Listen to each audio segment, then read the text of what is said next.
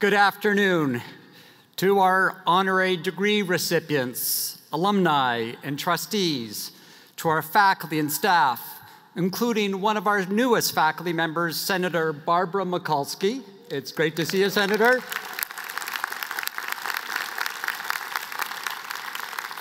To our parents, family members, and friends, and most especially to our graduates, welcome to the Johns Hopkins University Commencement for the great class of 2017.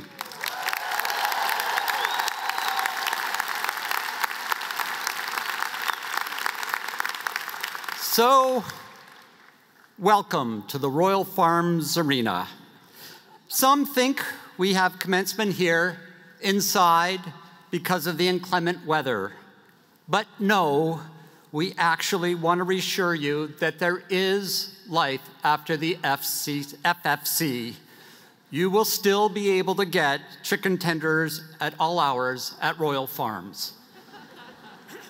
And for that, I got a significant reduction in the rent we're paying for the arena this year.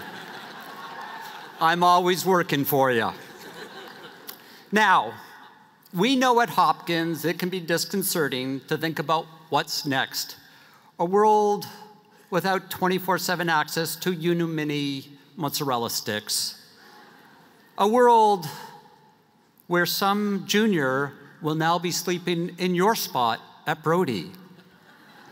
A world in which Miss Gladys has retired after nearly 5 decades of keeping our students happy.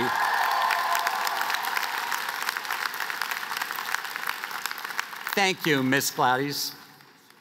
Facing what's next is, of course, inevitable. As this moment approached for each of you, I found myself thinking about my own first post-college adventure. It was back in the Paleolithic era, the early 1980s. And I was a newly minted graduate of the University of Toronto with a degree in economics and political science.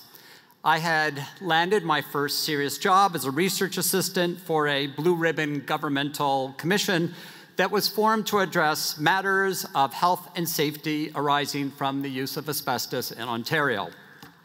Now, asbestos, as many of you know, is a mined material used for many decades as a fire retardant and as an insulant.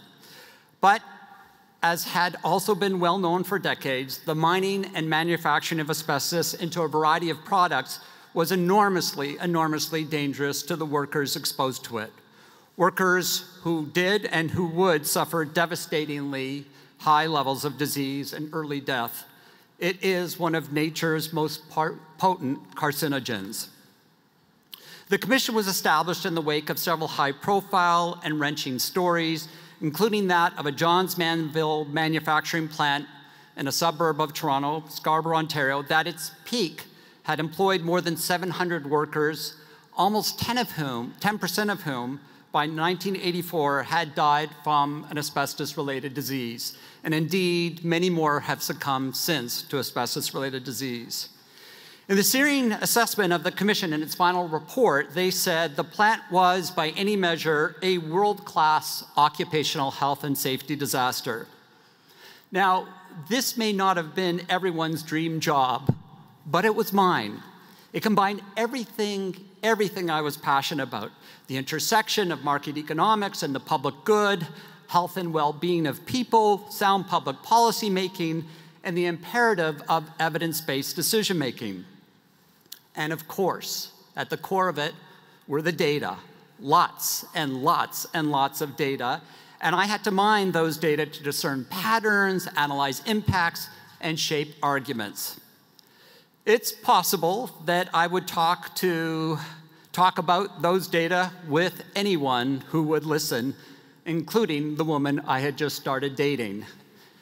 In retrospect, I can see that exhaustive conversations about the effect of asbestos on individuals and markets may not have been the best first or even second best date conversation, but fortunately, she married me, and I'm grateful she's still listening. But back to the story. My main assignment in this first job was to create a technical document that captured all the bits of data we had. For the hundreds of cases we were analyzing, I coded everything. the date the illness occurred, the duration and intensity of exposure. And in the end, we produced a comprehensive database that provided the foundation for a large-scale risk analysis that would, in turn, the Commission's final policy recommendations. And this database was, in my humble opinion, and in geek world, a work of art. Hopkins students, I know you get what I am saying when I refer to this. But then, art met life. I vividly remember the moment it happened. I was staffing the commission at one of its public hearings, and the first witness that day was the widow from the Johns Manville-Scarborough plant whose husband had suffered a long and painful asbestos-related death. Her name was Odette Dawes. She sat down at the table to begin her testimony, and next to her, she placed a small box. She told us in the box that her husband's remains were contained. In an instant, all those intricate risk analyses, all that I had meticulously researched, coded and artfully presented in database form, narrowed to a single point. The N of many became an N of one. It was in that moment that I opened myself up to the truth that each data point I had coded was in fact someone's husband, father, son. He was a neighbor, a coworker, a best friend. Suddenly, I saw that the data that I'd been working on for many months had obscured the story of searing loss, callous betrayal, and failed laws and legal institutions that defined the tragedy of asbestos exposure in my province. To put it plainly, I came to understand that data needed to be grounded in the unique circumstances, the human drama, the joy and pain of each single life lived. Now, maybe you know where this is leading. You, the class of 2017, are graduating at a moment when our capacity to harness vast troves of data is unprecedented, incredibly exciting in its own right, and being put to extraordinary use. Scientists can effortlessly analyze Google Trends to track the movement of pandemics in order to get ahead of them. Cities like Los Angeles are using smart technologies to track water usage as they fight some of the worst droughts in recorded history. And Johns Hopkins and other medical institutions are able to use immense data sets to predict which genetic mutations increase the risks of cancer and other diseases. As an institution that believes in data-driven research, we herald these data-driven achievements. But we also know that we can never lose sight of the individual people who are the source of the data and the concentric circles of family, friends, and community that surround them. The Vice Dean for Education at Johns Hopkins School of Medicine, and incidentally, the father of one of your classmates today, Dr. Roy Ziegelstein, summed it up so well in a recent article he wrote in the Journal of the American Medical Association. He said, as ever more precise fields like proteomics, genomics, and epigenomics can be used to identify treatments that are uniquely tailored to the individual, the possibilities are almost unimaginable. But when taken by themselves, something profound is missing. We also need, Roy argued, personomics, the study of the unique circumstances of the person at the heart of the data story.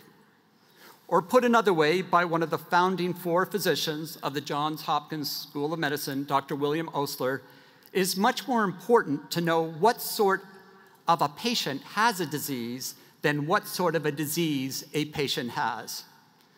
Now, neither Roy nor I would argue that your focus should narrow to a single person, nor should you reject the power of troves of data to revolutionize and optimize our ability to discover, to comprehend, and to heal.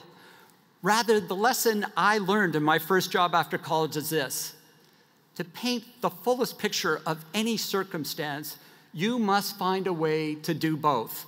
Take the expansive view and look at things up close. Understand the collective evidence and never lose sight of the incredible richness and complexity of the human story. Now, your commencement speaker, Frank Bruni, excels at this. In his nearly 30 years as an acclaimed writer and journalist, Frank has taken on some of the most challenging issues imaginable, from the polarization of our body politic, to the right to access a university education, to the slow but steady movement towards full equality for LGBTQ people. His reporting and analysis are informed by and awash in facts and data. In prose, both elegant and nuanced, he points us to trends that explain the scope of the issue at hand, but then unfailingly, and often through his own deeply honest and personal stories, Frank provides a window into the individual humanity that connects all of us. So, graduates of the class of 2017, I know, indeed we all know, that you are an exceptionally talented, courageous, and resilient group of individuals. As you prepare to leave us today and head off to your next challenge, your first job, the next step in your education, or an exploration of the far-flung corners of the world, I hope that you will embrace this world in its vastness and in its particularity. May all that you have learned here aid you as you guide us to a better understanding of our universe so that we may in turn better serve the people within it. And never, never be afraid to follow or talk about your passions. You never know to where or to whom they will lead you. Class of 2017, you make us very, very proud. Godspeed to you all.